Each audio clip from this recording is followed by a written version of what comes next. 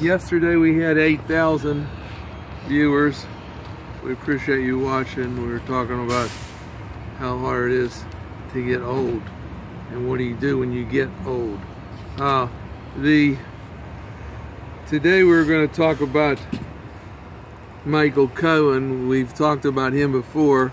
Somehow he stays in the news. I know when Trump first mentioned him several weeks ago, he said that he's just a small link in his legal workers, and he hardly does nothing. He has 3 little cases, and 3 little cases, and then he's the one transfers the money or gets the money to the girls, like the one girl that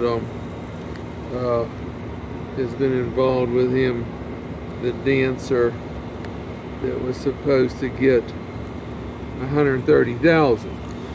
He helps get that money to the girls. But actually, so it all came down that he was just a normal guy on the street, and Trump was up here, real high up, and then the last one on the totem pole that you'd want to be would be Cohen. But you know, since Cohen has been in this the last several weeks, and today's paper, New York Times, has a huge article on him, he seems to be one of the smartest people that we're dealing with here. Now, I'm not saying he's as smart as Trump is, but naturally he has that law degree, and so with that knowledge in his head, he knows some things that Trump doesn't know. But anyway, this is really a crazy situation, because most people figured that he was down on the ground, everybody else was up here. But now the article in the paper today, I mean, it's confusing, because he was moving things around. He set up this company, I think it was over in one of these LLCs in another state, or I guess he had a lawyer set it up in another state, and through that company, through it was LLC, it was like one of these companies in I'm trying to think of the state, but anyway,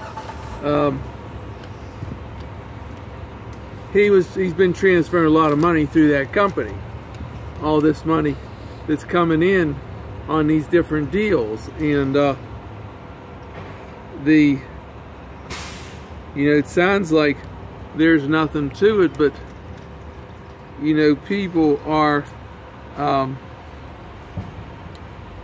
giving a lot of money. Like some of them, one of them gave $500,000, went through there. Another one gave $250,000, and the companies giving the money aren't small, but somehow he's getting it and it goes through his company. The company's giving the money, like this Novartis Investments, subsidiary of Novartis.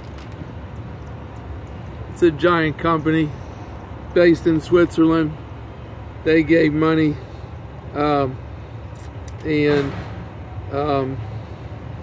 Korea Aerospace Industries gave $150,000. They give them to him, and supposedly he puts it in his bank.